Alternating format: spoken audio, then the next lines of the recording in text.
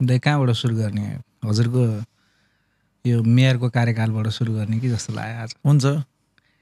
जस्तै यो मेयर हुँदै गर्दा तपाईँ जम्मा 3 जना जस्तो तपाईँको आफ्नो जनप्रतिनिधिहरू थियो होला, अरू त अल्पमतमै चलाउनु परेको थियो। यो अल्पमतमा सरकार चलाउँदाखेरि कस्तो अनुभव हुँदो रहेछ?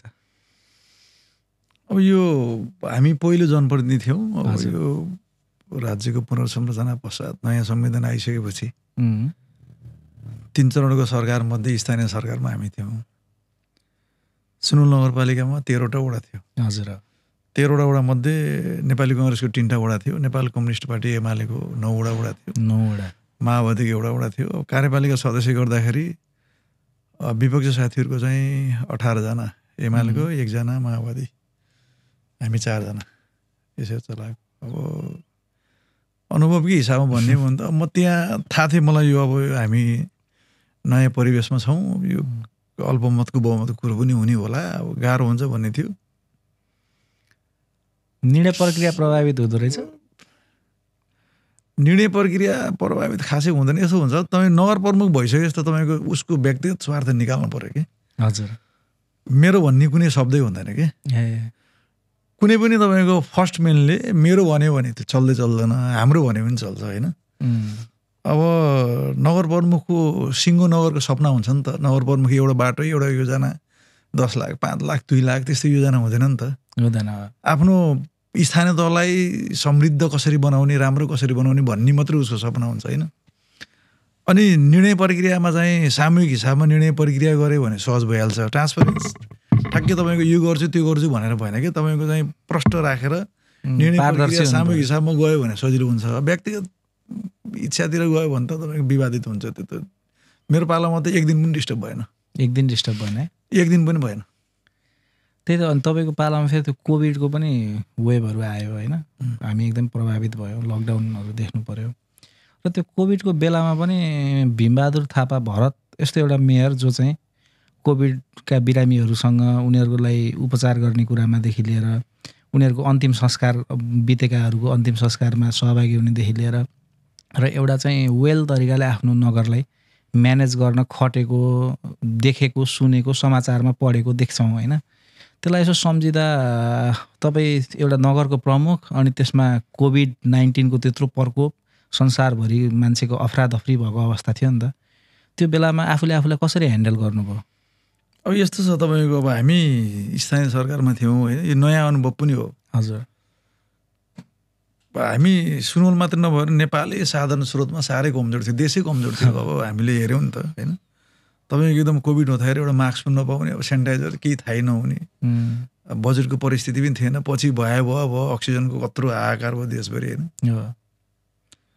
हामीले अब नगरपालिकामा जनताले मेयर बनाएर पठाएपछि त अब तपाईँको अभिभावक त राम्रोसँग जिम्मेवार हुनुपर्छ। हुनु पर्यो। हामी आफै लुक्यौँ भने त तपाईँको त्यसको अर्थ लाग्दैन। फेरि जनताको नजिकको सरकार भनेकै स्थानीय सरकार हो। अहिले पनि भनौँ भने जनतालाई ठुलो विपत्ति पर्न बित्तिकै सबभन्दा बडा आदेशी कहाँ हुनुहुन्छ त्यसपछि मेयर साहब कहाँ हुनुहुन्छ भन्छन् नि त।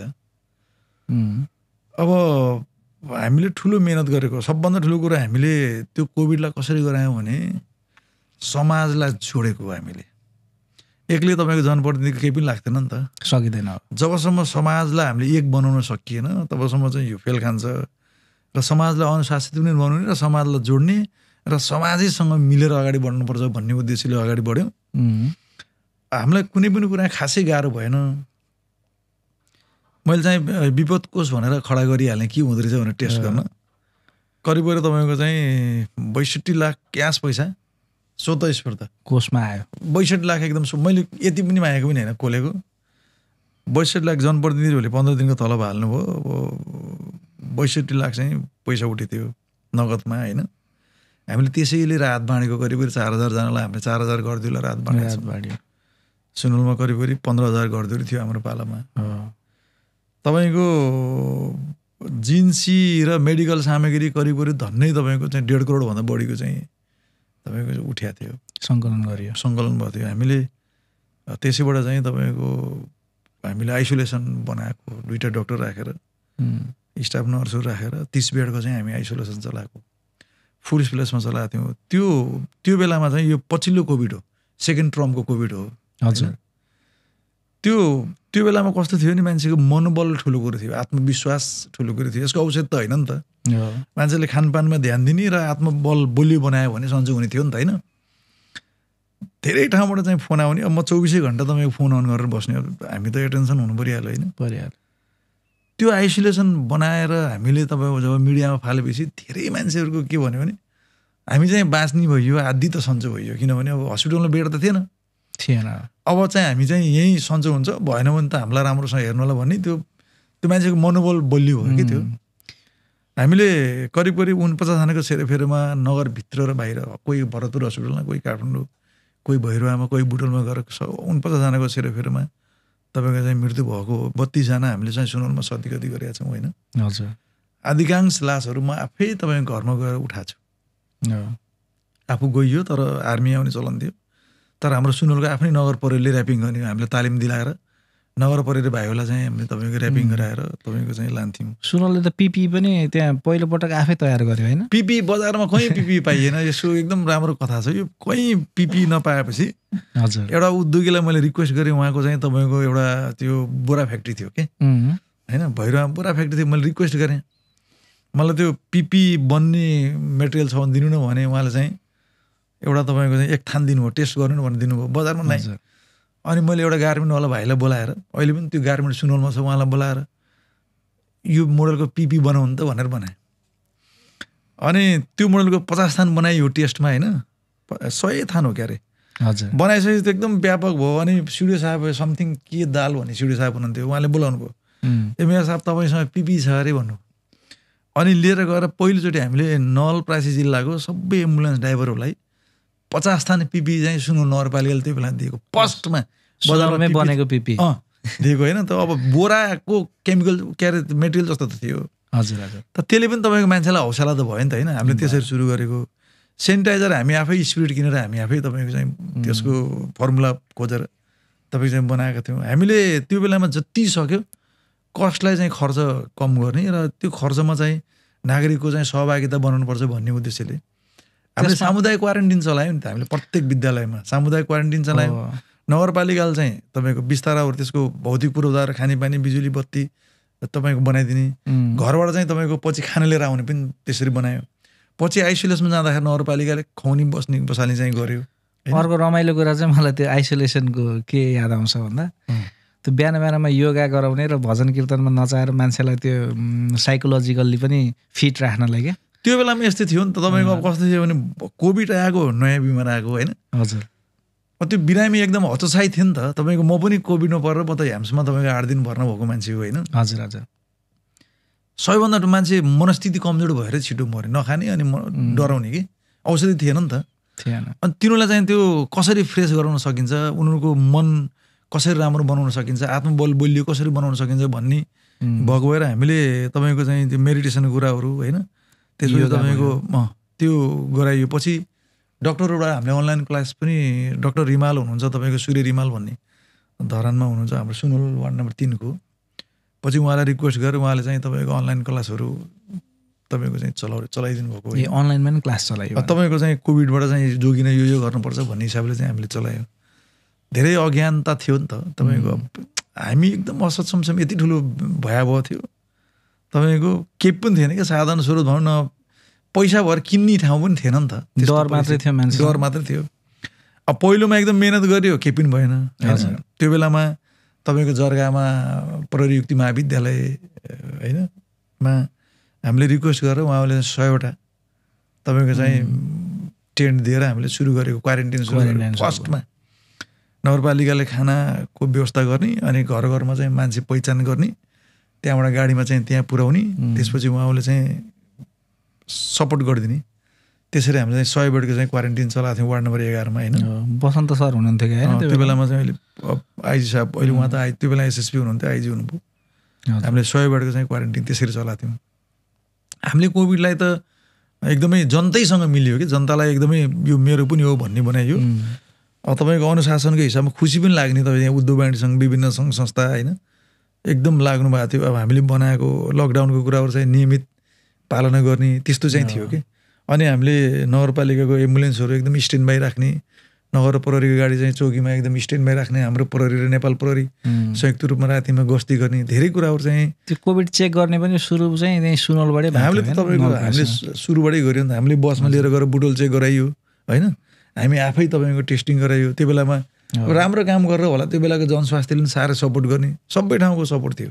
त्यो भएको भएर तपाईँले सोध्नु पनि सक्नुहुन्छ, बुझ्नु पनि सक्नुहुन्छ तपाईँको समाजमा होइन, हामीले गरेको काम, हामीले गरेको रोल अब त्यो तपाईँको चाहिँ भनिराख्नु पर्ने पनि होइन, छर्लङ्ग छ कि। त्यही त, त्यो देखेर नै त्यही कुराबाट चाहिँ हामीले आजको हाम्रो कन्भर्सेसन सुरु गरेका थियौँ। अनि अर्को कुरा चाहिँ अब हजुरको त्यो मेयरको कार्यकाल अति नै एउटा उदाहरणीय जस्तो छ कि यो नवलपरासीमा हेर्दाखेरि, किन अरूका यो 74को जुन अरू मेयरहरूको श्रेणीमा तपाईँको यो तलब भत्ता नलिने भन्ने क्याम्पेन जुन तपाईँले चलाउनु भयो, त्यही तलब भत्ताबाट चाहिँ कोष बनाएर, सायद मलाई के लाग्छ भने त कोष बनाएर त्यो पैसा चाहिँ अरू सोसल वर्कमा चाहिँ परोपकारी कामहरूमा युज हुन्थ्यो जस्तो लाग्छ होइन। त्यो बारेमा थोरै अलिकति भनिदिनु न, के हो त्यो? होइन, यस्तो थियो तपाईँको, हामी अब पहिलो जननिर्वाचित प्रतिनिधि थियौँ होइन। हजुर। हामीसँग पर्याप्त कानुन पनि थिएन, 3 तहको सरकार भएको, अब पर्याप्त कानुन पनि थिएन, ऐनहरू थिएनन्, अब तपाईँको चाहिँ गाह्रो थियो होइन। अनि साधन स्रोतको पनि एक्ज्याक्ट यही हुन्छ भन्ने पनि थिएन, सरकारले यो आउँछ यो दिन्छ भन्ने पनि थिएन। पछि यो वित्तीय समानीकरण र तपाईँको राजस्व बाँडफाँड, अनि त्यसपछि सम्पूरक र तपाईँको विशेष अनुदान, 4 किसिमका तपाईँको अनुदानहरू आयो। अब म त्यसै पनि तपाईँको व्यवसाय हो, तपाईँलाई थाहा छ, म योभन्दा अगाडि नवलपरासी उद्योग वाणिज्यसँग अध्यक्ष भएको मान्छे। हवाईजहाज थियो, म मेयर हुने बेला केन्द्रीय सदस्य थिएँ उद्योग वाणिज्य महासङ्घ। हजुर। म नवलपरासी उद्योग वाणिज्यसँग अध्यक्ष हुँदाखेरि गैँडाकोटदेखि हामीले प्रायः समय हेर्थ्यौँ होइन। चेम्बरलाई मैले 3 वर्ष कार्यकालमा प्रत्येक वर्ष नेपाल उद्योग वाणिज्य महासङ्घबाट म उत्कृष्ट उद्योग वाणिज्य सङ्घ हिसाबमा, प्रशासनिक हिसाबमा उत्कृष्ट उद्योग वाणिज्य सङ्घ हिसाबमा प्रत्येक वर्ष मैले चाहिँ अवार्ड लिएँ। 3 वर्ष लगातार पर इयर होइन। तपाईँको चाहिँ ठुलो तपाईँको चाहिँ अतिथि गृह बनाएको नवलपरासी उद्योग वाणिज्य सङ्घले। हजुर। मभन्दा अघिल्लो साथी उसले चाहिँ जगसम्म अलिअलि बनाउनु भएको थियो, पैसा थिएन, मैले सबै जुटाएर मेला लगाएर करिब 4 करोड जतिको समथिङको अहिले तपाईँको बिल्डिङ बनाएपछि जुनमा तपाईँको जिल्ला प्रशासन कार्यालय बसेको छ, महिनाको 1.5-2 लाख कति घरवाला आउँछ होइन। हामीले सबै व्यवसाय, त्यो बेला नि व्यवसायको सहयोगमा सबै ठाउँबाट उठाएर तपाईँको चाहिँ हामीले त्यो बिल्डिङ बनाएको थियो, तपाईँले देख्न सक्नुहुन्छ। नगरपालिकाको हिसाबमा पनि अब अलिअलि त्यो बेलामा जनप्रतिनिधि नभएको बेलाको म चेम्बरको अध्यक्ष, अब हामी सङ्घ संस्थाको हिसाबमा अब जिल्ला प्रशासनले प्रायः ठाउँमा उद्योग वाणिज्यलाई खोज्ने चलन थियो, अलि लिड रोल थियो नि त सङ्घ संस्थाको छाता सङ्गठनको ठुलो संस्था, उद्योगिक व्यवसायहरूको संस्था भएपछि अब त्यसलाई खोज्ने कुरा भइहाल्यो। अब हाम्रो काम गर्ने तरिका पनि फेरि राम्रो थियो, हाम्रो सुशासन हामीले ठिक थियो त्यो बेलामा। अब हामी आफै अनुशासित भएर पनि होला, तपाईँको चाहिँ त्यो बेलामा त्यही उद्योग वाणिज्य सङ्घको अनुभवले मलाई सुन्नु नगरपालिकाको नगर प्रमुख चलाउन सजिलो भएको पनि खुसी लाग्छ। सबै बच्चादेखि तपाईँको ज्येष्ठ नागरिकसम्मले माया गर्नुहुन्छ होइन। जस्तै यो हजुरको मेयरकै कार्यकालमा जस्तै उद्योग वाणिज्य सङ्घले त हजुरलाई एउटा खालको नेतृत्व कसरी चाहिँ म्यानेज गर्न सकिन्छ भन्ने कुराहरू सबै कुराहरूमा पोख्त गरायो। मेयर भइसकेपछि पनि एउटा प्लान पोलिसी नै बनाएर हजुरले यो शिक्षा, स्वास्थ्य लगायतका कामहरूमा गरेका, अब हजुरले सम्झिन सक्ने खालका केही कुराहरू चाहिँ सेयर गर्न सक्नुहुन्छ छ भने? ठिक छ, मैले त्यो अघि त्यो तपाईँको तलब सुविधामा आउँदै थिएँ, अनि गइसकेपछि अब पहिला त तलब स्केल पनि थिएन, पछि परदेशले तोकेको होइन। हजुर। अब सबै गर्दाखेरि 35-40 हजार कति महिनाको हुने भयो। मैले मेयर कोष बनाएर वितरण गर्नुपर्छ कि भन्ने लक्ष्य राखेँ, तर त्यो मेयर कोष बनाएर वितरण गर्दा पनि अब दलीय हिसाबमा निर्वाचित भएको दलीय अप्ठ्यारो हुन्छ कि सबै आफ्नो पार्टीलाई दियो भन्ने हुन्छ भनेर मैले त्यसलाई पुरै नगरपालिकाको सञ्चित कोषमा जम्मा गरिदिएको होइन। एकाउन्टबाट चेक बनाइन्थेँ, मैले सिधै सञ्चित कोषमा जम्मा गरेर मलाई भाउचर ल्याऊ भनेर लिँदै म नगर प्रमुख हुँदाखेरि म नगरपालिकाको पैसामा काठमाडौँ जाँदा पनि कहिले प्लेन मैले टिएडिए बनाएर लिए पनि तपाईँको चाहिँ विशेष कोषमा मेरो जम्मा छ, मैले पैसै लिइनँ। तपाईँको हामीसँग एउटा सेतो पिलेट स्कर्पियो थियो, अब मैले त्यो बेलाको प्रमुख हुनुहुन्थ्यो हजुर ददिरा मर्याल भन्ने एमालेको साथी हुनुहुन्थ्यो। उहाँलाई सोधेँ गाडी सुविधा के होइन, मलाई चाहिँदैन भन्नुभयो। त्यसपछि त्यसो भए परुङ प्रसाद चाहिँ अधिकृत चढ्नुहुन्छ यो गाडी भनिसकेपछि 5 वर्ष हजुर त गाडी सुविधा हामीले लिएन, गाडी सुविधा पनि लिएन। बरु गाडी किन्ने बजेटबाट चाहिँ फोहोर मैला व्यवस्थापनको 2टा ट्रक किनेर हामीले चाहिँ घर घरबाट पहिला हामीभन्दा अगाडि चाहिँ ट्र्याक्टरमा उठाउँदो रहेछन्। हामी आइसकेपछि टिप्पर किनेर प्रत्येक घरबाट चाहिँ हामीले फोहोर मैला उठाएर फोहोर मैला नगरपालिकाले चाहिँ घरमा कलेक्सन गर्छ र हामी पनि अनुशासित हुनुपर्छ भन्ने कुरा चाहिँ सिकाएको। अब हामीले त्यो बेलामा कुनै पनि नागरिकसँग चाहिँ त्यसको पैसा लिएको पनि होइन, पैसा त अहिले पनि लिँदैनन् क्यारे होइन। त्यसको फोहोर मैलाको चाहिँ यो फोहोरबाट मोहर कसरी हुन्छ भन्ने कुरामा एउटा ठाउँलाई हामीले पहिचान गरेर तपाईँको चाहिँ बजेट आएको थियो करिब 4 करोड। त अलि वन क्षेत्रमा पनि भएको र हामीले आइएको प्रोसेसमा थियौँ। हजुर अब त्यो त्यत्तिकै भयो। अब अहिलेको साथीहरूले पनि ध्यान दिनु भएन, त्यो कोल्याप्स भयो। त्यो यो फोहोरलाई मोहर बनाउने भन्ने चाहिँ हाम्रो अलि नारामा सीमित भयो जस्तो लाग्छ कि होइन। मान्छेहरू अलिक बढी महत्त्वकांक्षी चाहिँ भए, तर फोहोरबाट तपाईँको चाहिँ त्यसलाई राम्रोसँग चाहिँ त्यसलाई सेग्रिगेसन गरेर जाने हो भने त तपाईँको चाहिँ त्यसबाट केही पैसा आउँदो रहेछ। हामीले हेऱ्यौँ नि त्यसमा त प्लास्टिकको कुराहरू हुन्छन्, फलामको टुक्राहरू हुन्छन्, सिसाहरू हुन्छन् होइन। तपाईँको त्यसलाई व्यवस्थित गर्ने हो भने त्यही फोहोरमा काम गर्ने स्टाफलाई पैसा पुग्दो रहेछ क्या त्यसबाट त्यसलाई व्यवस्थित गर्ने मान्छेलाई। अब हामी कहाँ त कस्तो भयो भने मैले अस्ति एउटा इन्टरभ्यू हेरेको थिएँ, हाम्रो गभर्नर साहबको इन्टरभ्यू हेरेको थिएँ। हजुर उहाँले एउटा उदाहरण, हामी अलि तपाईँको रूढिवादी पनि छौँ, बुझ्दैनौँ होइन। दैलेखको तपाईँको चाहिँ पेट्रोलियमको चाहिँ उदाहरण दिनुभएको थियो। हामी कहाँ चाहिँ पहिला पेट्रोलियम देखियो अनि हामीले चाहिँ अब पूजा गऱ्यौँ, मन्दिर त्यहाँ के उत्पादन भयो, ग्यास उत्पादन गर्ने हामीले मन्दिर बनायौँ होइन। दैविक शक्तिको चाहिँ छ भने हामी पूजातिर लायौँ। अन्त विदेशमा चाहिँ उत्खनन गरेर पैसा निकाले हामी पूजातिर लायौँ। हाम्रो त संस्कार त्यो हो नि त होइन। जे चिज पनि हामी पहिला नेगेटिभमा जान्छौँ कि रिसर्च गर्दैनौँ नि त। त्यसको रिसर्च गर्ने त्यसको फाइदा के भनेर भन्दैनौँ। हामी प्रकृति पूजाको भएर पनि त्यो भएको हरेक कुरामा फेरि एउटामा होइन नि त। हाम्रो त अब संस्कारै कल्चरै त्यही हो। यो पनि तपाईँको अहिले पनि यसलाई उद्योग रूपमा लिएर जाने हो भने यसबाट चाहिँ कलेक्सन भएर उठ्ने पैसाले त त्यही तपाईँको फोहोर मैला व्यवस्थापन कर्मचारीलाई पुग्छ कि होइन। यसलाई सबैले मेरो हो भनेर जाने हो भने पुग्छ। अब गर्ने साथीहरूको मनमा त्यसको गर्छु भन्ने सपना पनि हुनु पर्यो। अब त्यो बेलामा चाहिँ हामीले नगरपालिकालाई कस्ट मिनिमाइज त्यति मात्रै होइन। म त तपाईँको कार्यक्रम मार्फत भन्न चाहन्छु, मेरो 5 वर्षको कार्यकालमा होइन, हजुर अचम्मको कुरा 5 वर्षको कार्यकालमा मैले कुनै पनि व्यक्ति कुनै पनि सङ्घ संस्थालाई औचित्यको आधारमा कार्यपालिकाको निर्णय बाहेक मैले तोक लगाएर त 100 पनि दिएन। 100 पनि छैन। 5 वर्षभरि मेरो नगरपालिकामा फाइल त्यही होला नि होइन। 5 वर्षभरिमा मैले तोक लगाएर श्री परुङ प्रसाद अगाडि फल्नालाई 100 रुपियाँ आर्थिक सहयोग दिनु मेरो काहीँ पनि रेकर्ड छैन। म त्यो कामै गर्नु भनेपछि जस्तो धेरै के देखिन्छ भन्दा नगर प्रमुखहरू अब यो ब्लेम लगाएको त होइन, तै पनि नगर प्रमुखहरू चाहिँ आफ्नो तोक आदेशमा चाहिँ कार्यान्वयन हुँदाखेरि चाहिँ खुसी भएको देखिन्छन् कि धेरै जस्तो ठाउँमा।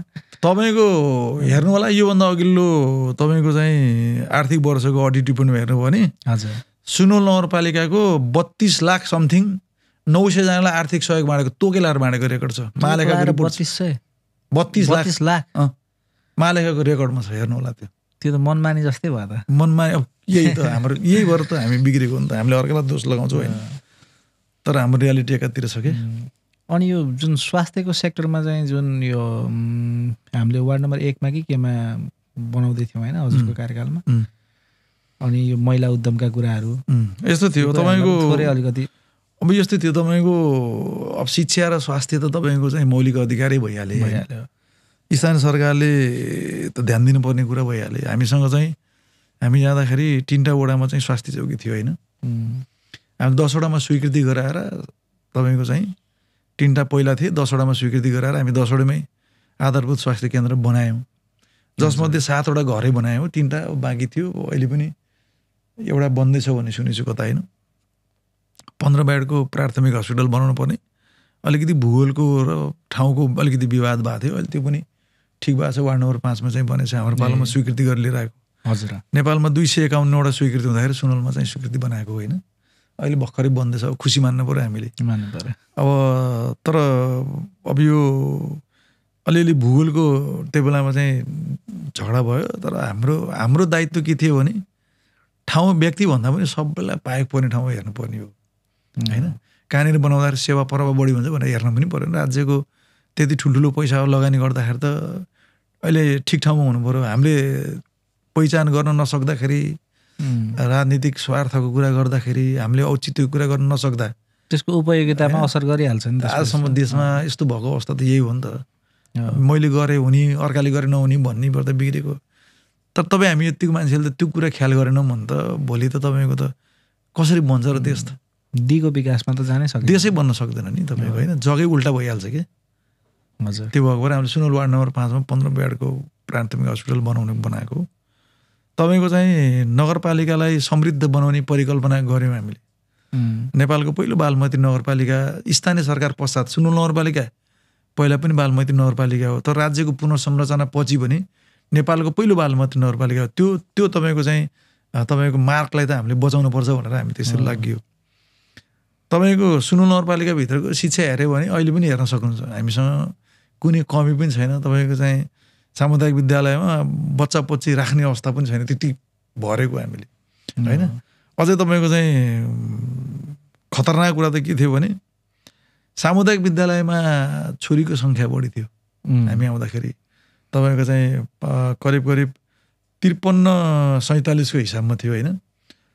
तर हाम्रो पालामा हामीले त्यसलाई बेरेको बिनु ल्याएर तपाईँको अझै तपाईँको चाहिँ हामीले बराबर जस्तै बनाइहालेको, किनभने हामीले धेरै सुविधा दिएको थियौँ। तपाईँले अहिले हेर्नुभयो भने सुनौल नगरपालिकामा हरेक सामुदायिक विद्यालयमा तपाईँको चाहिँ प्राइभेट विद्यालयको जस्तै पहेँला बसहरू दौडिन्छन् होइन? हामीले अब बच्चाको भविष्य राम्रो बनाउन सकेन भने हुँदैन भन्ने हिसाबले अगाडि बढ्यौँ।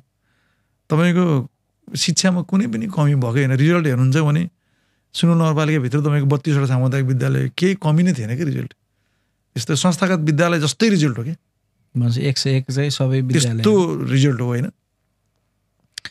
अनि तपाईँको चाहिँ नेपालको पहिलो बालमैत्री नगरपालिका भइसकेपछि त्यो बालमैत्री नगरपालिकालाई बचाउनको लागि, त्यसलाई दिगो बनाउनको लागि त महिला मैत्री चाहियो नि त, होइन? त्यो भएको भएर हामीले चाहिँ महिला मैत्री कसरी हुन्छ? अब तपाईँको यहाँ त कस्तो हुन्छ नि, फेरि चोकमा गएर तपाईँको चाहिँ महिलाको अधिकारको कुरा गर्ने, एकदम मुट्ठी कसेर नारा लाउने। तर घरमा गइसकेपछि छोरी र बुहारीमा विभेद भएको त हाम्रो समाज छ नि त, होइन? त्यसलाई केले गर्छ भने त्यसलाई उद्यमशीलताले मात्रै त्यसलाई परिवर्तन गर्न सक्छ भन्ने उद्देश्यले आमालाई, छोरीलाई, बुहारीलाई चाहिँ तपाईँको चाहिँ सिपको विकास गराउनुपर्छ र उहाँलाई चाहिने पकेट खर्चसम्म कमाउन सक्ने बनाउनु पाइयो भने त्यो पैसा भएपछि कलह कम हुने त हो नि, होइन? पैसा नहुँदा झगडा सुरु हुन्छ, पैसा भएपछि कलह कम हुन्छ। पैसाले अलिकति इन्डिपेन्डेन्स पनि दिन्छ होला, दिन्छ, होइन? त्यो भएको भएर हामीले प्रत्येक वडा चाहिँ एक महिला उद्यम केन्द्र भनेर हजुर हामीले चाहिँ स्टार्ट गरेर साह्रै राम्रो भएको थियो। त्यसको अलिक ठुलै सपना थियो, तर त्यो हुन पाएन, होइन? अब यो 13 वटा महिला उद्यम केन्द्र बनाइयो। पछि महिलाहरूसँग चाहिँ त्यसको रिसर्च गर्दाखेरि उहाँहरूको मन बुझ्दाखेरि हामीले सिलाइ कटाइसम्म भए पनि हामीले गर्न पायो हुन्थ्यो भन्ने। हुन त हामीले जुत्ता बनाउने, अचार बनाउने, विभिन्न किसिमका तालिमहरू चलायो, ब्युटिसियन तालिमहरू पनि चलायो, कम्प्युटर क्लास पनि चलायो, महिलाहरूलाई ड्राइभिङ पनि हामी चलायौँ, हामीले चलायौँ, होइन? तर सबभन्दा राम्रो चाहिँ तपाईँको सिलाइ कटाइ भयो। यो सिलाइ कटाइलाई हामीले 2टा फेजमा तपाईँको प्रारम्भिक र तपाईँको चाहिँ भोलि सिकिसकेपछि डिप्लोमा भन्ने हिसाबमै 3 महिना 6 महिना कोर्स गरायो। त्यसलाई उद्देश्य के थियो भने यो 13 वडामा चाहिँ महिला उद्यम केन्द्र बनाइयो। त्यो महिला उद्यम केन्द्रलाई चाहिँ तपाईँको करिब एउटा वडामा तपाईँको एक लटमा तपाईँको 30 दुना 60, 2टा क्लास चल्थ्यो, 60 जना, 60 × 10 600 भयो, होइन? 6 त्यहाँ 18 तपाईँको चाहिँ 1100-1200 समथिङ एकचोटिमा 4-5 हजार महिलाहरूले भन्दा एकपटकमा तपाईँको 13 वडामा, होइन? 13 वडा चलाएको नि तपाईँको चाहिँ 4-5 हजार महिलाहरू भन्दाको त्यो हिसाबमा हामी कहाँ सिक्नु। कोही त व्यवसाय पनि हुनुभएको छ, होइन? म्यासिभ स्किल ट्रेनिङ दिनुभएको थियो नि। त्यसको उद्देश्य के थियो भने हामीले करिब 1000 जनाको तपाईँको चाहिँ एउटा हजुर गार्मेन्ट जस्तै खोल्ने। त्यसमा चाहिँ त्यो उद्यम केन्द्रमा बाट जसले तपाईँको चाहिँ डिप्लोमा गरेको छ, जसले सिलाउन सक्ने छ, त्यसलाई चाहिँ तपाईँको रोजगारको रूपमा त्यो गार्मेन्टमा लाने, होइन? त्यसमा के बनाउने भने सुनौल नगरपालिकाभित्र सबै सामुदायिक विद्यालयलाई चाहिने ड्रेस बनाउने, ब्याग बनाउने, होइन? सुनौल नगरपालिकासित रिलेटेड भएका सबै आमा समूहहरू, सबै सहकारीमा महिलाहरूको ड्रेस अनिवार्य गर्ने कि त्यहीँबाट लिने बनाउने, त्यहीँबाट लिने बनाएपछि तपाईँको चाहिँ प्रोडक्सन पनि हुनु भयो, त्यसको खपत पनि हुने भयो, खपतमा एकरूपता पनि हुने भयो होइन, एकरूपता पनि, रोजगार सिर्जना पनि हुन्थ्यो। यसले सुनौला आत्मनिर्भर पनि हुन्थ्यो नि त, हुन्थ्यो। त्यस्तो चाहिँ परिकल्पना थियो होइन। अब 5 वर्ष पुऱ्याउनु भयो त्यसलाई। अब हामीले जग्गा व्यवस्थापन गरिसकेका थियौँ। अहिले सुनौलमा हामीले करिब धन्ने 40 बिघाभन्दा बढी जग्गा बााउन्ड्री वाल गरेर राखेको छ। नेपालको उद्योग मन्त्रालयले औद्योगिक ग्राम घोषणा गर्दाखेरि सुनौल नगरपालिकाको 1 नम्बरमा हजुर औद्योगिक ग्राम घोषणा गरेर करिब 1 करोड 80 लाख बजेट आएर तपाईँको चाहिँ बााउन्ड्री वाल भयो होइन। अब यो नदीको छेउको जग्गा हो, अलिकति त्यसलाई अब यस्तो हो तपाईँको त्यसलाई बनाउन सकेको भए 40 बिघा जग्गा त नगरपालिकाको पोरपोटी हो नि त होइन। हो त। त्यो औद्योगिक ग्राममा त्यो गार्मेन्ट मात्रै नभएर तपाईँको चाहिँ भोलि मानव एउटा स्थानीय स्तरमा उत्पादन हुने कच्चा पदार्थ प्रयोग गरेर मैले एउटा सानो तपाईँको चाहिँ घरेलु उद्योग लाउँछु भनेर तपाईँहरू जस्तो 5 जना युवा हजुर नगरपालिकामा जग्गा खोजी गर्न आयो भने हामी 5 कट्ठा जग्गा उपलब्ध गराउन सक्छौँ। 30 वर्षलाई रिलिजमा दिनुपर्छ। अब बल्ल हामी सही उसमा आयौँ क्या। मैले चाहिँ के कुरा नि जोड्न खोजिरहेको थिएँ भन्दा हजुर त एउटा सफल व्यवसायी पनि हो, तर हजुरको ब्याकग्राउन्ड चाहिँ यो के भन्छ गरे विरासतमा प्राप्त गरेको त हो जस्तो लाग्दैन मलाई व्यवसाय। हजुरको यो व्यवसाय चाहिँ कसरी सुरु गर्नुभयो, केबाट सुरु गर्नुभयो? यस्तो छ तपाईँको म बाबुआमा नभएको ठुलो मान्छे हेर्नु, बुवा 8 वर्षमा बितेको, आमा हजुर पछि करिब म 2060 सालतिर आमा बित्नु भएको। बुवा सर्भिसमा हुनुहुन्थ्यो क्या? बुवा इन्डिया आर्मी हुनुहुन्थ्यो। Indian army. मेरो इष्टमित्र सबै तपाईँको चाहिँ इन्डिया आर्मी छन्। हजुर म धेरै स्ट्रगल गरेको मान्छे हो म, तर म एकदमै महत्त्वकाङ्क्षी थिएँ। म ट्रान्सपोर्ट व्यवसायबाट मेरो बिजनेस सुरु गरेको, मेरो गाडी थियो। हजुर त्यो पहिला ट्रान्सपोर्ट खोलेँ, त्यसपछि गाडी किनेँ। अब मेहनत गरी तपाईँको चाहिँ म यो ठाउँमा आएको होइन। धेरै ठुलो महत्त्वकांक्षा पनि भयो, धेरै ठुलो रिस्क पनि लियो होइन। तपाईँको मेहनतको त त्यसको कुनै लेखाजोखा पनि छैन। अब सुनौललाई थाहा छ मेरो, हजुर म त तपाईँको चाहिँ खाली खुट्टा हिँड्नेदेखि म यो ठाउँमा छु आज यो हुँदा नि मेरो हुँदा नि यस्तै होइन। त्यो जर्नी जुन छ नि, त्यो जर्नी हजुरको खाली खुट्टादेखि आज यो अवस्थासम्मको, हिजो एउटा सानो ट्रान्सपोर्टबाट सुरु गरेर आज चाहिँ ग्रुप अफ कम्पनीज तिरुपति हो जस्तो लाग्छ मलाई, तिरुपति ग्रुप अफ कम्पनीजको चाहिँ अनर हुँदाखेरिको यो यात्रामा चाहिँ यो यात्रालाई कसरी हेरिनुहुन्छ हजुरले? अब यस्तो छ तपाईँको, यो यस्तो हुन्छ तपाईँको, हिजो हामी खाली खुट्टा तिलकानामा सुनौलबाट 9 तिलकाना भन्ने ठाउँमा हामी सङ्गनरबाट सरेर त्यहाँ गएको होइन।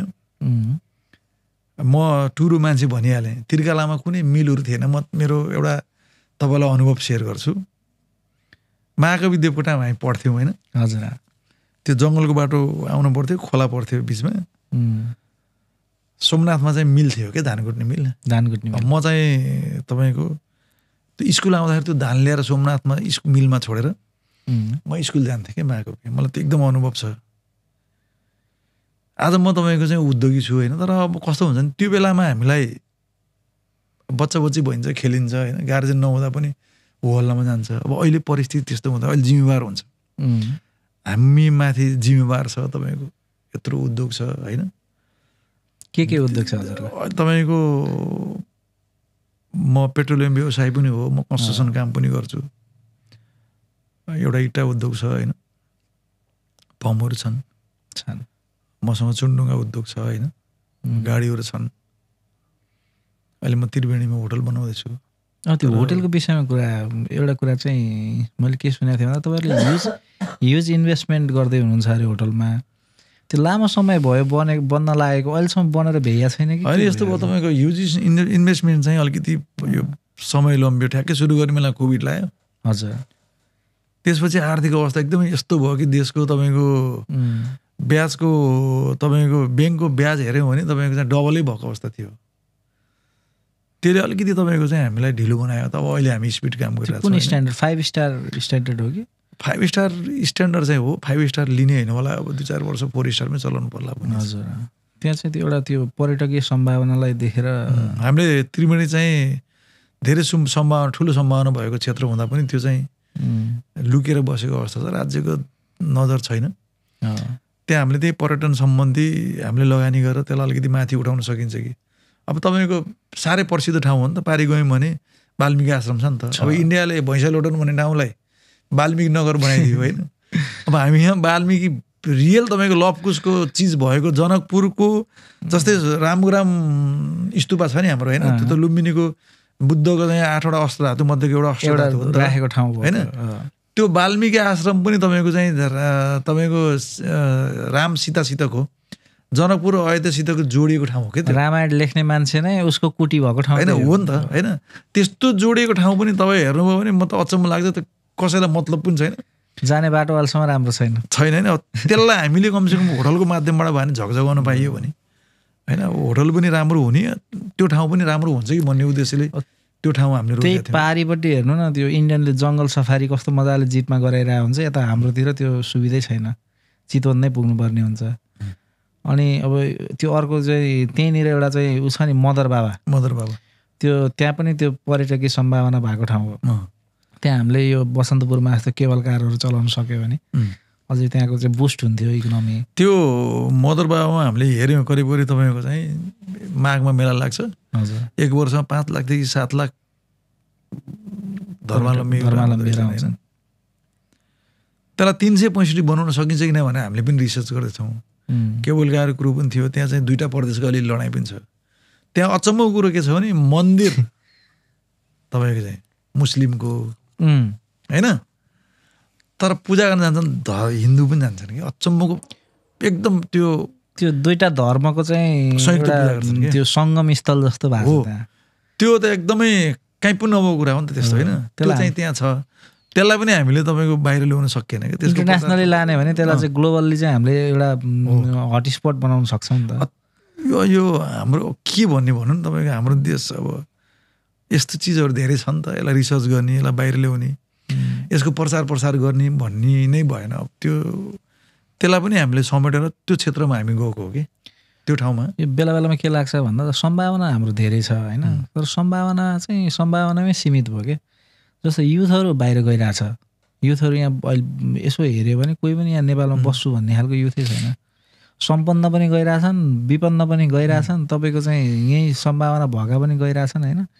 अनि युथहरू जति सबै बाहिर जान खोजिराख्ने, अनि यहाँ भएका सम्भावनाहरूको चाहिँ हामीले यो डोर ओपन गर्न नसक्ने होइन, यो के कुराले गर्दा यस्तो भएको जस्तो लाग्छ तपाईँलाई? यस्तो सबैभन्दा ठुलो कुरो त तपाईँ यसमा हेर्नु सरकार जिम्मेवार हुनु जरुरी छ होइन।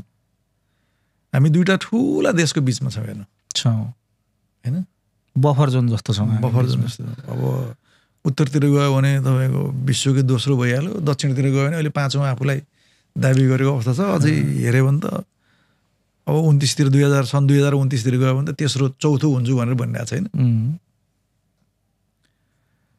हाम्रो क्रस बोर्डरको समस्या हामीसँग छँदैछ। अब ती 2टा ठुल्ठुलो देशहरूमा उत्पादन कस्ट कम छ, हामी कहाँ उत्पादन कस्ट बढी छ होइन। लार्जर स्केलमा उनीहरूले प्रोडक्सन गर्छ, उनीहरू लार्ज स्केलमा उत्पादन गर्छन्। अब एकदम उनीहरूको चाहिँ कस्ट अफ प्रोडक्सन कम हुन्छ एकदम, यहाँ ल्याउँदा पनि उनीहरूको सस्तो हुन्छ। आजै बिहान मैले न्युज हेरेको थिएँ तपाईँको चाहिँ भारतले चामल चाहिँ सजिलो गर्यो, त्यो निर्यात गर्नलाई सहजीकरण गर्यो। अब अहिले चाहिँ बाहिरको चामल नेपालमा आउनु लाग्यो भन्छ। तपाईँ बताउनु, हामीसँग चाहिँ यहाँको धान किनेर यहाँको उद्योगीले उत्पादन गर्ने भन्दा सस्तोमा बाहिरबाट चामल आइदिन्छु के हुन्छ हाम्रो? यस्तो हो नि त, हामी त यस्तो ठाउँमा छौँ नि त होइन। राज्य जिम्मेवार हुनुपर्छ कि तपाईँको चाहिँ कस्तो हुनु पऱ्यो भने कृषकलाई तपाईँले गर भन्ने, तपाईँको उत्पादन भएर बजारमा लाने बेला इन्डियाको चिज आएर सस्तो भइदिइहाल्छ कि। हामी त खुला बोर्डर छ नि त। कति तपाईँको बाटोमा फालेको पोखेको देखिन्छ नि कृषकहरूले। दुध बढी हुँदा पनि बाटोमा फाल्ने हो, सब्जी बढी हामीसँग देखेछौँ नि त।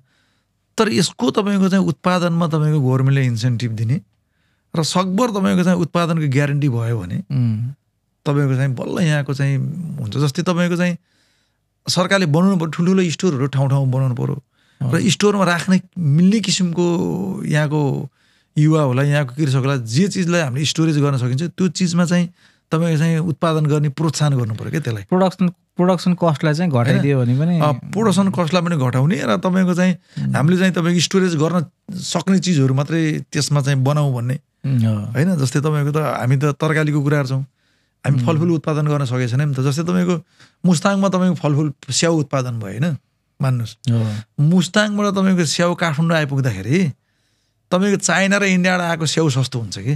त्यो कसरी त्यस्तो हुन्छ? मैले भने नि त त्यो त्यहाँ उत्पादन कम छ, हामी कहाँ बढी हुन्छ। अनि त्यहाँ मुस्ताङबाट तपाईँको चाहिँ काठमाडौँ आइपुग्नु भन्दा तपाईँको चाहिँ दिल्लीबाट चाहिँ काठमाडौँ आउन ट्रान्सपोर्टेसन कस्ट सहिलो हुन्छ। हाम्रा 10 टने 11 टने 8 टने 12 टने गाडी हुन्छ, त्यो 80 टनको गाडी हुन्छ। यही हो नि त कुरा। हाम्रो रोड ट्रान्सपोर्ट पनि कतिले छैन, हाम्रो ट्रान्सपोर्टेसन कस्ट हाई छ होइन। यो कुरामा जुम्लाको कृषकलाई तपाईँहरू स्याउ उत्पादन गर्नुहोस् वार्षिक यति मेट्रिक टन, तपाईँको काठमाडौँसम्मको ट्रान्सपोर्ट नेपाल सरकारले बियर गर्छ होइन। त्यो दिने त त्यो हो नि त गभर्मेन्टले दिने त्यो हो नि त। बल्ल न मान्छेले गर्ने हो, मान्छेलाई इन्भेस्ट गर्नलाई होइन। तपाईँ हेर्नु भने बनायो काठमाडौँतिर जानु भने झोलामा जुम्लाको स्याउ भन्दै घर हिँडेको अवस्था के। अनि अर्को कुरा चाहिँ इन्भेस्टमेन्टको लागि मान्छेलाई प्रोत्साहित गर्नुपर्ने ठाउँ निरुत्साहित भइरहेको, निरुत्साहित छ होइन। अब एउटा उद्योग खोल्न पर्यो अथवा एउटा सानो तपाईँको चाहिँ पसल दर्ता गर्न पर्यो र त्यो सरकारी कार्यालय गयो भने त्यो मान्छे अर्कोचोटि म जान नपर्यो सक्दैछ।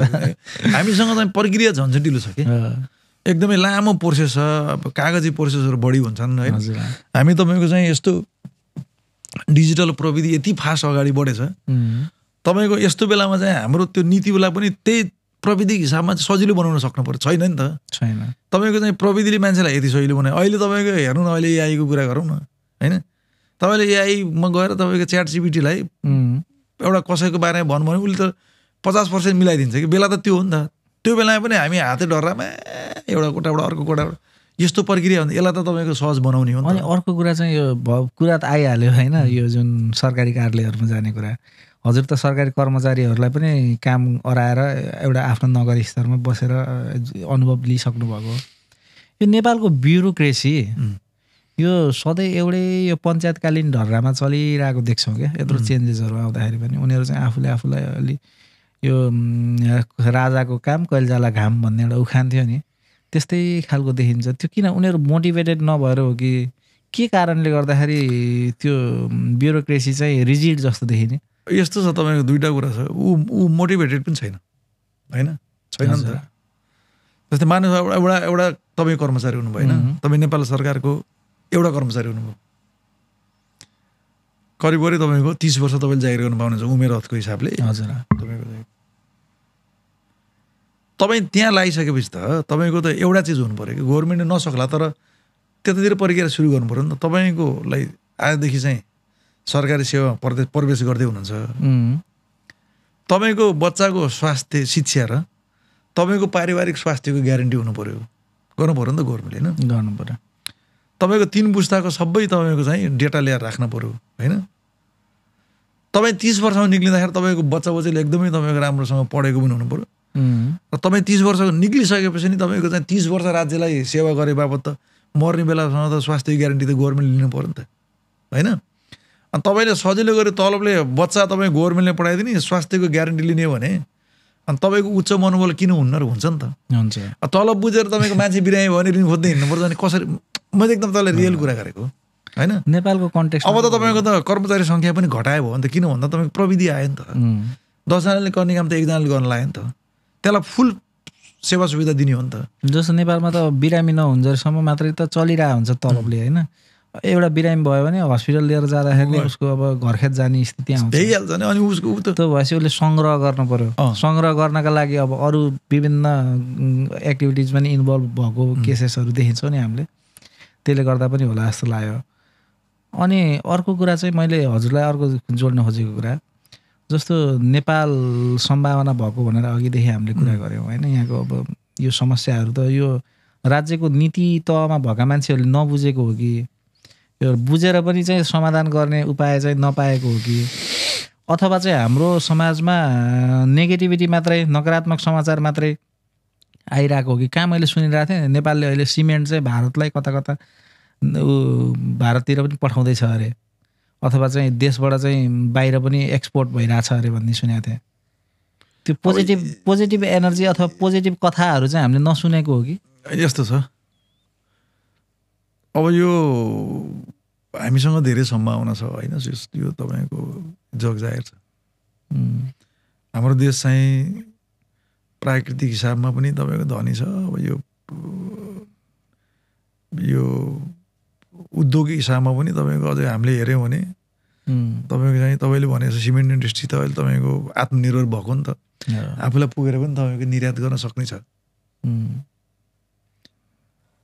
तर यसमा तपाईँको चाहिँ कस्तो भयो भने पब्लिक सबै कुरा लाग्नुपर्छ कि यसमा। एकजना गभर्मेन्टको कुरा, नेताको कुरा, कर्मचारीको कुरा मात्रै होइन, हामी ठिक हुनु पऱ्यो नि त होइन। हामीले हेऱ्यौँ नि त अहिले तपाईँको एउटै प्रकृति एउटै मान्छे नेता भइराख्यो भने यत्रो जेएनजी आन्दोलन भयो, विध्वंसै भयो नि 2 दिनमा यत्रो कुरा भएन। त्यो 19-18 वर्षको 17 वर्षको विद्यार्थी भाइ बहिनीहरूको ज्यान गयो। अब म यो कार्यक्रम मार्फत श्रद्धाञ्जली पनि व्यक्त गर्न चाहन्छु। के भयो त उपलब्धि? एक थान्छु गुटे गुटे गुटे गुट गुट गुट जेएनजी भन्दा बाहेक केही भएन नि त। 84 मा 82 मा सर्नु बाहेक अरु के भयो? त्यो पनि हामी त सबै एउटै ढुङ्गामा रहेछौँ नि त। हामी त एउटै रहेछौँ नि त हैन। बुढा भए पनि त्यही, जेएनजी भए पनि आखिर त्यही भयो नि त कुरा। हिजो एउटा न्युज सुनिरहेको थिएँ कि मैले, हाम्रो प्रधानमन्त्रीको प्रमुख स्वकीय सचिव उहाँले श्रीमतीलाई, भान्जीलाई, सबैलाई चाहिँ सचिवालयमा जागिर लाउनु भयो। हेर्नु होइन, हामी त एउटै डालामा, हामी त माथि उठ्न सक्नु पर्यो नि त। अनि उहाँको प्रधानमन्त्रीज्यूको प्रेस संयोजकले के भन्दै हुनुहुन्थ्यो भन्दाखेरि गोप्य कुराहरू हुन्छन्, प्रधानमन्त्रीज्यूसँग हिँडिराख्नु पर्ने गोप्य कुराहरू हुन्छन्, त्यो कुराहरू चाहिँ बाहिर जान्छ, बाहिर गयो भने समस्या हुन्छ भनेर घरकै मान्छे राखेको भन्ने विज्ञप्ति आएको छ कि। यो कुरा निस्कियो होइन। म 5 वर्ष नगर प्रमुख भएँ हजुर होइन। म मेयर हुने बित्तिकै मेरो स्वकीय सचिव एउटा मैले राखेको थिएँ, त्यसको तलब म आफै दिन्थेँ। पर्सनली दिनुहुन्थ्यो? नगरपालिका सोध्न सक्नुहुन्छ। मैले मेरो स्वकीय सचिवको तलब म आफै मेरो पर्सनल दिन्थेँ, मैले नगरपालिकाबाट दिइनँ होइन। हजुर। एउटा स्टाफ पनि फोहोर मैला व्यवस्थापन कि ती बढार्ने साथीभाइहरू त दैनिक ज्यालदारीमा त्यहीँबाट लगाउँथे, मलाई हामीलाई थाहा हुने कुरो पनि भएन। मैले तोक लाएर एकजना पनि राखिनँ कि तपाईँको खुल्ला प्रतिस्पर्धा, तपाईँको चाहिँ ड्राइभर, नगर प्रहरी होइन, सबैको प्रतिस्पर्धा खुलाएर प्राविधिक कर्मचारी पुरै प्रतिस्पर्धा हो।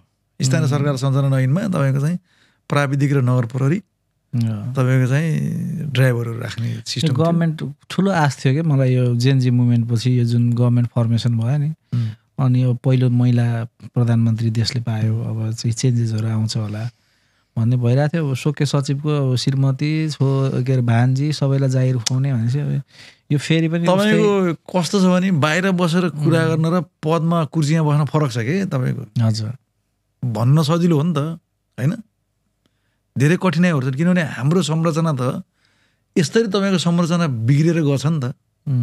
मान्छेले छुमन्तर गर्ने होइन, संरचना त एउटा चिज बिग्रे पो बनाउने हो त भनेको क्या। जता हेर त्यति बिग्रेको अवस्था। मैले मजाक गरेको होइन, रियल कुरा हो होइन। तर यो बनाउनको लागि असम्भव पनि होइन। फेरि यो बनाउनको लागि त एउटा ग्रास रुटदेखि, एउटा पब्लिकदेखि माथिल्लो तहसम्म तपाईँको चाहिँ एक भएर मेरो देश हो, मैले पनि गर्नुपर्छ भनेर जबसम्म भन्दैन तबसम्म। यहाँ त चोकमा बसेर जसले सबैभन्दा ठुल्ठुलो गफ गरेको हुन्छ नि, त्यसको सामाजिक योगदान हेर्नुहुन्छ भने जिरो हुन्छ। अनि फेरि जनताले खोजेको पनि त तपाईँको सुशासन र पारदर्शिता त हो नि। भन्दैछु नारा लाएर हुन्छ र भनेको कि। तपाईँ आदि त सोसियल मिडियामा आदि हेर्नुभयो भने त नेपालभन्दा बाहिर गएको साथीहरू लेख्नुहुन्छ नि त। उहाँहरू विदेश हुनुहुन्छ, चिन्ता नेपालको हुन्छ नि त। त्यही हो नि त रियालिटी त। नेपालको रियालिटी त अर्कै छ नि होइन। घर छोडेपछि घरको बढी सुशासन तपाईँले रिसर्चै गर्नु होला। हामी लडाइँ नै सुशासन हो, लडाइँ नै समृद्ध हो होइन। हाम्रो लडाइँ देशमा तपाईँको चाहिँ भ्रष्टाचार न्यूनीकरण हुनुपर्छ। शून्य त नभनौँ, न्यूनीकरणतिर गए पनि ठिकै भयो नि। एउटा कुन चाहिँ सांसदले त रोस्टममै उभिएर चाहिँ हामीले कम गरौँ, भ्रष्टाचार कम गरौँ भनेर बोलेको मैले सम्झिरहेको छु। त्यो गर्नको लागि त सबै आफ्नो तह र आफ्नो तर्फबाट ठिक हुनु पर्यो नि त। जस्तै तपाईँले मलाई मेयर सुनुलले मलाई मेयर बनाए होइन, म के गर्छु भनेर घर घरमा हात जोड्दै भोट मागेर मेयर भयो नि त। मसँग हिसाब लिन सक्नु पर्यो नि। मलाई मत हालेर जिताउने मान्छे त म गाउँमा जाँदाखेरि मलाई जनताले प्रश्न गर्छन्, मैले के गर्नुपर्छ होइन मेरो उपाय नै छैन, मलाई घेर्छन् भन्ने त जनताले बोलाउनु पर्यो। जनताले पहिले अब यसलाई क्वेसन गर्यो भने त मेरो काम गरिदिन्न भनेर पछि हात जोडेर हिँड्न लाग्यो, परिणाम आउन्न नि त, आउँदैन होइन। अब अब सचेत हुने बेला छ कि अब हामीलाई सिकायो नि त त्यो घोषणापत्र त लेख्ने मात्रै त हो के घोषणापत्र कसरी लागु हुन्छ मैले 5 वर्ष नभनौँ हामीले 1.5 वर्ष त हामीलाई पुरै कोभिडले डिस्टर्ब गर्यो 1 वर्ष करिब हामीलाई कानुन खोज्दै लाग्यो त्यही पनि हामीले नेट सबै सालाखाला जोड्यो भने 3 वर्ष काम गऱ्यो हामीले 3 वर्षको सुनलको विकास हेर्नु न मैले तपाईँको सबै अहिलेको साथीहरूले र अर्को पछि आउने साथीहरूले पनि 15 वर्ष त्यो जगमा हिँड्ने हो भने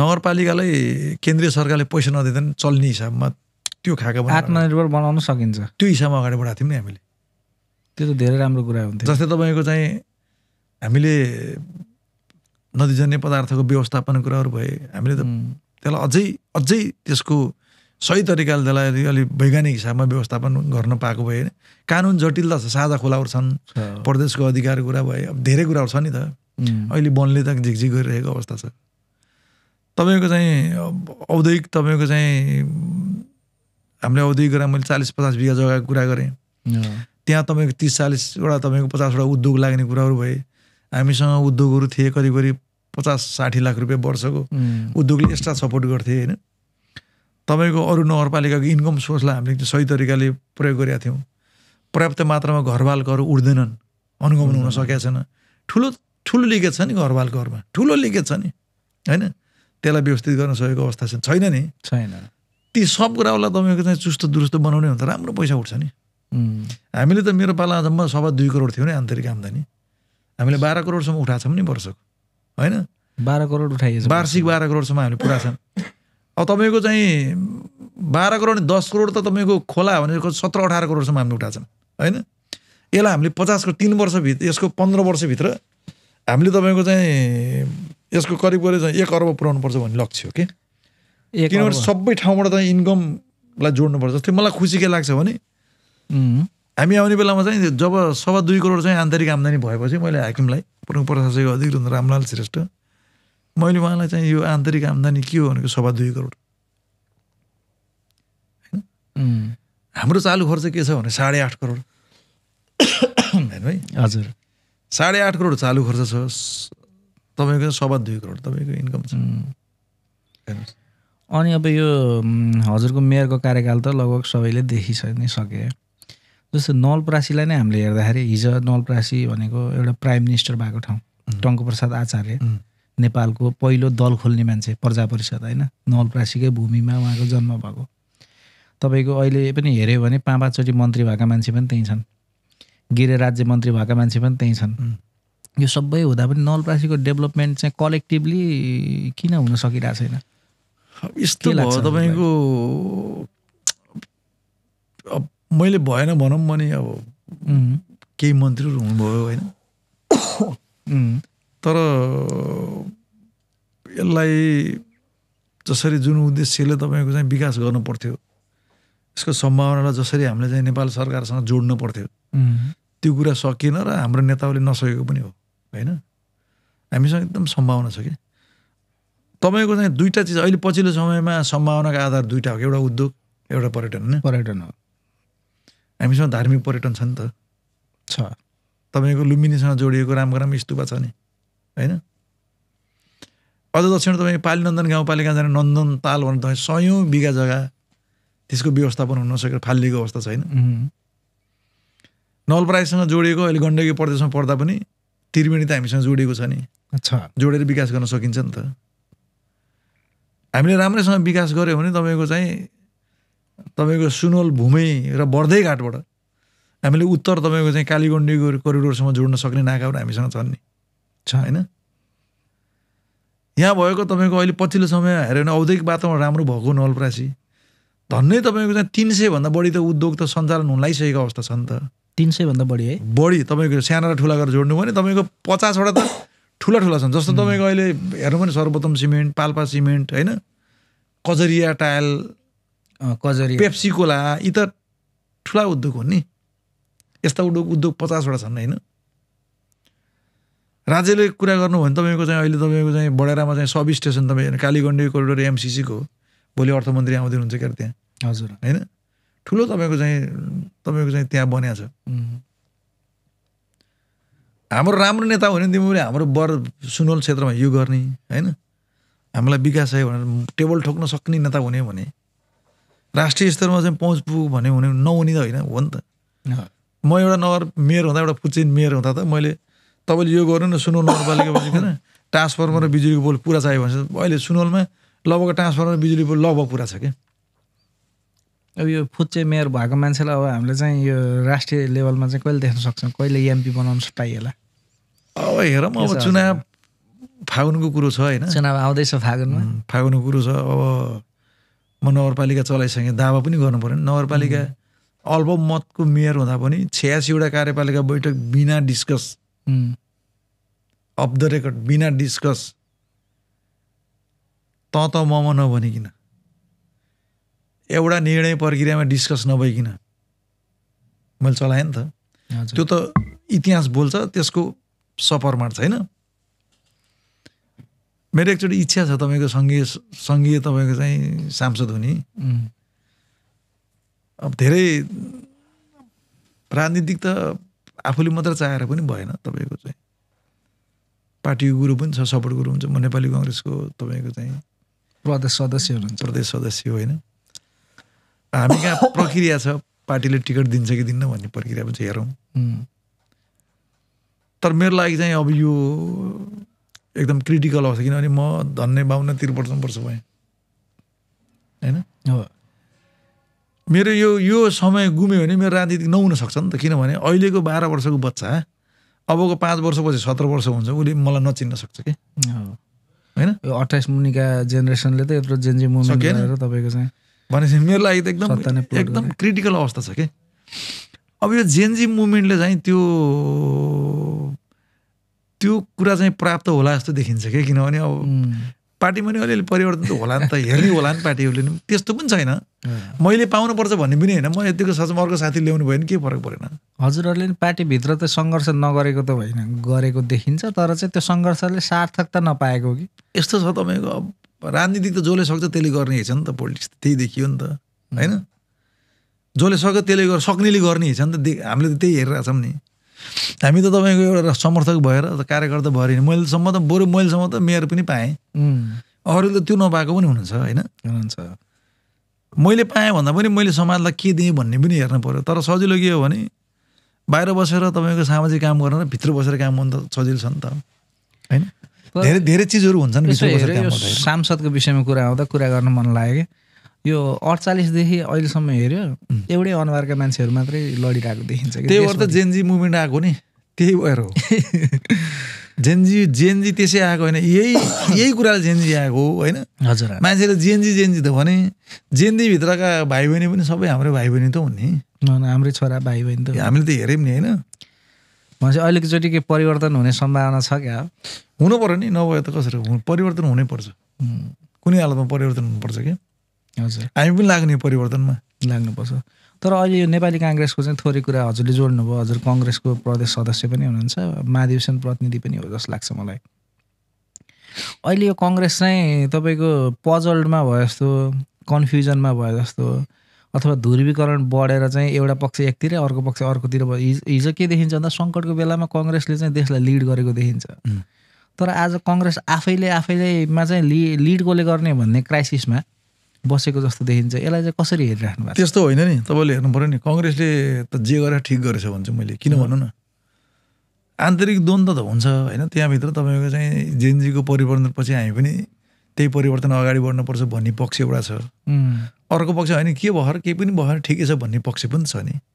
तर यो बेला नेपाली काङ्ग्रेसले गाउँ गाउँमा जुन मुभमेन्ट गरेछ नि यो ठिक हो क्या। किनभने यो बेलामा अझै पनि तपाईँको चाहिँ देश ठिक भएको अवस्था। हिजै हेरौँ नि त, हामीले तपाईँको वीरगञ्जको घटना पनि हेऱ्यौँ, विराटनगरको घटना पनि हामीले हेऱ्यौँ नि होइन। तपाईँको सुरक्षाको कुरो गर्दाखेरि त नेताहरू त अहिले पनि गाउँ गाउँमा गएर आमसभा गर्ने, भाषण गर्ने परिस्थिति त सिर्जना छैन नि होइन। तपाईँ एकजना जेएनजीको भाइ हिजो एउटा मिडियामा कता आएको थियो, एउटा नेता घरमै गएर चाहिँ गाली गरिदिनु भन्ने कुरा आएको थियो नि। यस्तो छ नि त स्थिति रियालिटी यो हो नि त। किनभने तपाईँको चाहिँ एकदमै सबै कुरा ठिक भइसकेको अवस्था छैन नि त होइन। यही बेला पार्टीले आफ्नो आन्तरिक काम गर्ने हो कि, यही बेला पार्टीले आफ्नो आन्तरिक काम गरेर चुनावलाई त समर्थन गर्यो नि त। नेपाली काङ्ग्रेसले निर्णय गरेर फागुन 21 को चुनावमा जाने भनेर त निर्णय गरेको छ नि त, निर्णय गरिसक्यो होइन। तर आफूलाई कानुनी हिसाबमा सक्षम पनि त बनाउनु पर्यो नि त, आफ्नो घर पनि त ठिक गर्नु पर्यो नि होइन। त्यो भएको भएर नेपाली कङ्ग्रेस अहिले घर ठिक बनाउनु लाग्छ। घर ठिक बनाउने कुरामा त मतभेद त हुन्छ नि त, छोराको एउटा इच्छा होला, बाबुको अर्को इच्छा होला नि, हुन्छ होइन, स्वाभाविक हो। तर अब त तपाईँको बाबुले पनि त अहिलेको बेलामा त छोराले भन्नेको मान्न पर्ने बेला होइन। जस्तै म तपाईँलाई उदाहरण दिन्छु नि त, हिजो छोराले मुद्दै हालेर अंश लिन्छ कि जस्तो देखिन्छ कि। हिजो तपाईँको चाहिँ हिजो परिस्थिति के छ, बाबुलाई रातो मन पर्यो, छोरालाई पनि रातो मन पर्ने, हजुर, आमालाई निलो मन पर्यो, छोरीलाई पनि निलो मन पर्ने हुने थियो नि त। अब त्यो होइन नि त, अब त बाबुले पनि छोराले के मन परायो, समय के हो, यसले मन पराएको कुरा ठिक छ कि बेठी छैन बुझ्नु पर्यो नि त। बाबुले छोरालाई नदिने, छोराले चाहिँ मुद्दै हालेर अंश लिन्छ कि जस्तो देखिन्छ। यो समय हो तपाईँको चाहिँ अब परिस्थिति कुर्न पनि हुँदैन छोराले हेर्नु। हजुर, अब तपाईँको छोराहरूले खुट्टा काम्ने, बाउ रिसाउँछ कि भन्ने गऱ्यो भने हेर्नु होला, दुर्दशा हुन्छ देशमा। कुनै हालतमा हामीले तपाईँको समयको मागलाई हामीले नजरअन्दाज गर्न मिल्दैन कि, होइन। यसको मतलब बाउ चाहिन्न भन्ने चाहिँ होइन, होइन। तर हामीले क्षमता भएको मान्छेहरूलाई त हामीले अगाडि बढाउन सक्नु पर्यो नि त। लिडरसिपमा अगाडि बढाउन सक्ने पर्यो, अर्को उपाय नै छैन। यो समस्या चाहिँ तपाईँको संविधान बनेदेखि आजसम्म चाहिँ यो म्युजिकल चेयर जस्तो भएर नै यो अवस्था। तपाईँको अहिलेको प्रविधिको कुरा ज्ञान मसँग अलिक बढी होला, तर प्रविधिको कुरा गऱ्यो भने त मेरो छोरासँग बढी छ नि त। मेरो छोराले मास्टर्स गर्दैछ, मैले मेरो छोरासँग जिद्दी गरेर बसेर हुन्छ र, मैले स्वीकार्नु पर्दैन र, पर्छ। त्यही हो कुरा। त्यही त ठिक छ। अब हामी अन्तिम जस्तोमा पनि छौँ। राम्रो कुराकानी भयो हजुरसँग, होइन। जस ओपिनियनको यो हाम्रो यो चौथो एपिसोड हो। यो एपिसोडमा हजुरलाई गेस्ट बनाउन पाएँ, म एकदम खुसी छु। हजुरसँग कुरा पनि भयो। अब युथहरूलाई, जेनजिजहरूलाई चाहिँ के सन्देश दिन चाहनुहुन्छ, त्यसबाट इन्ड? मेरो त जेनजी साथीलाई मेरो अनुरोध के छ भने, हाम्रो लडाइँ होइन, हजुर, हाम्रो लडाइँ चाहिँ परिवर्तनको लागि हो, हाम्रो लडाइँ सुशासनको लागि हो। जेनजीको लडाइँ चाहिँ भ्रष्टाचार अन्त्यको लागि हो नि त, होइन। जेनजीको लडाइँ चाहिँ व्यक्तिगत स्वार्थ त्याग्नुपर्छ भन्ने लडाइँ हो। जेनजीको लडाइँ विकास र समृद्धिको लडाइँ हो। जेनजीको लडाइँ शिक्षा स्वास्थ्य ठिक हुनुपर्छ भन्ने लडाइँ हो। जेनजीको लडाइँ स्वदेशमा रोजगार सिर्जना हुनुपर्छ, सकभर रोजगारलाई विदेश पलायन हुनु हुँदैन भन्ने लडाइँ हो नि त, होइन। त्यसको लागि त सबैभन्दा पहिला ठिक त हामी पनि जेनजी नै हुनु पर्यो नि, होइन। अनुशासनको हिसाबमा, क्षमताको हिसाबमा, सिपको हिसाबमा, ज्ञानको हिसाबमा जेनजी ठिक भयो भने, जेनजीहरू एक हुँदै तपाईँको ठुलो सङ्ख्या भयो भने त अटोमेटिक सबै कुरा प्रस्त हुन्छ नि। हाम्रो संविधानले त, हामी संविधानभन्दा बाहिर परिकल्पना गर्न सक्दैनौँ नि त। हाम्रो संविधानमा त हरेक कुरा चेन्ज गर्न लागि त 2/3 चाहिन्छ नि त। त्यो 2/3 बनाउने केले भने त गरेर मन जितेर क्षमता देखाएर 2/3 10 वर्ष लाग्ला, ठिक छ त, भन्नु बित्तिकै नहोला, होइन। अहिले त जेनजी मुभमेन्टले एउटा परिवर्तन ल्याएको, तर त संविधानले अल्झायो नि त, धेरै कुराहरू छ नि त। त्यो भएको भएर पहिला आफू सच्याउँ, आफ्नो घर सच्याउँ, होइन। आफू सचेर घर सचेपछि समाज सचिहाल्छ। समाज सच्याउनु पर्यो। समाज सचिने बित्तिकै तपाईँको वडा नगर सबै सचिँदै जाने हो नि त। अनि म तपाईँको चाहिँ ठिक नहुने, अर्कालाई ठिक पाठ पढाउन लागेपछि हुँदैन। त्यो अलि चाहिँ के हुन्छ, आफू चाहिँ केही सुध्रिनु नपर्ने, तर अरू चाहिँ यो सुध्रेन भनेर त्यही भएर बिग्रियो भने, त्यही भएर यसरी चाहिँ देखाउँदाखेरि देखाउँदा 5वटा आफूतिर फर्केको हुन्छ। यसलाई ख्याल गरौँ। हामी सबै तपाईँको देशको माटोलाई हामीले आत्मसात गरेर तपाईँको चाहिँ मातृभूमि हाम्रो हामीले गर्नुपर्छ भनेर अगाडि बढ्यौँ भने तपाईँको चाहिँ देश चाहिँ धेरै ठुलो छैन, सानो देश छ, बनिहाल्छ, तपाईँको परिवर्तन भइहाल्छ। तर यसको लागि सबै आफ्नो ठाउँबाट चाहिँ तपाईँको चाहिँ करेक्ट हुनुपर्छ। आफ्नो ठाउँबाट चाहिँ हामी एकदमै अनुशासित भयो, जिम्मेवार भयो भने भन्छ। आत्ममूल्याङ्कन चाहिँ गर्नु पर्यो। हुन्छ दाइ, आज चाहिँ हामी यो आत्ममूल्याङ्कन गर्नु पर्यो भन्ने कुरालाई कन्क्लुजनमा लिएर आएर आजको हाम्रो कन्भर्सेसन चाहिँ यहीँ इन्ड गर्छौँ। It was nice meeting you. Thank you.